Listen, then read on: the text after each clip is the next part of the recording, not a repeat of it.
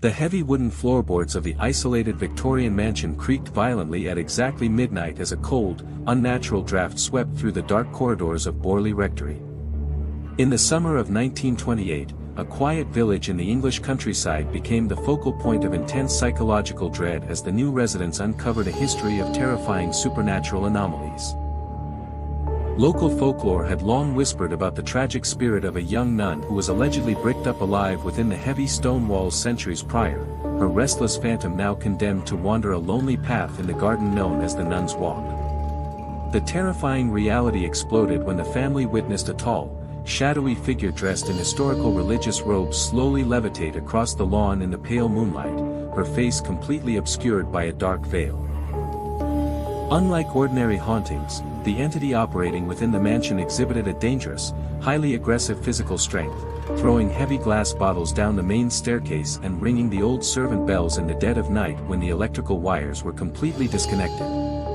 As the cold autumn night set in, the physical attacks within the rectory grew increasingly frequent, locking the family in a state of permanent insomnia. Phantom footsteps would echo loudly down the empty hallways, pacing back and forth outside the locked bedroom doors for hours. The young daughters of the household frequently reported the sensation of freezing cold hands tightly gripping their ankles while they slept, suddenly waking them up to the sound of raspy, guttural breathing whispering from the dark corners of the ceiling. Heavy iron candlesticks, solid wooden chairs, and decorative porcelain vases would spontaneously lift off the tables, suspended in mid-air for a few terrifying seconds before being violently hurled against the brick walls with explosive force.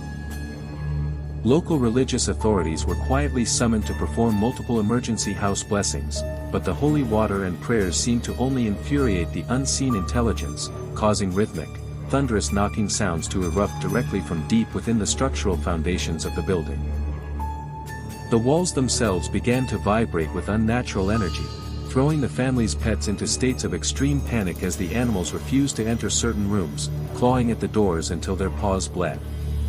The local community began to completely avoid the property after twilight, reporting that the windows of the empty top floor would frequently glow with an eerie, flickering green luminescence even though no candles or gas lamps were lit inside the house.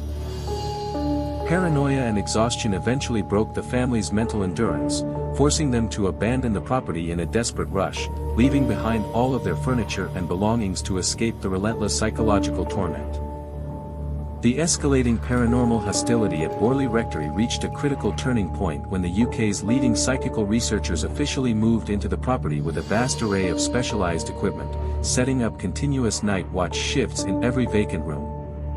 Armed with sensitive audio recorders, motion sensors, and automated cameras, the scientific team attempted to document and analyze the invisible force that had successfully driven the previous family out of their home.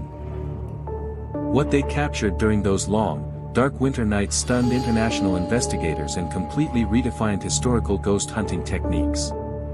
Original photographic negatives, developed under strict laboratory supervision, repeatedly revealed translucent geometric light anomalies and floating human silhouettes drifting through the empty library where historical occult books were once stored.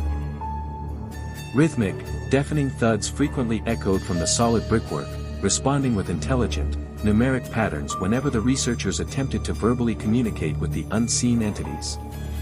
Most terrifyingly of all, the poltergeist activity began to utilize physical object manipulation to manifest desperate, written messages directly onto the crumbling wallpaper of locked and sealed rooms. Inexplicable scratches would suddenly appear before the eyes of the witnesses, carving out frantic, handwritten pleas for help and fragments of religious prayers, executed in a distorted, shaky style that resembled a panicked child's handwriting. The dangerous psychological pressure within the house grew more suffocating with each passing month, culminating in a catastrophic, unexplained fire that completely consumed the wooden structural interior of the rectory in early 1939, leaving nothing but a burnt, hollow brick shell standing in the cold midnight air. Even after the physical destruction of the mansion, local villagers and brave true crime investigators reported that the charred ruins remained deeply infested by paranormal remnants. Footsteps were still heard pacing along the overgrown garden paths, and the floating image of the veiled nun continued to materialize amidst the burnt timber in the dead of night.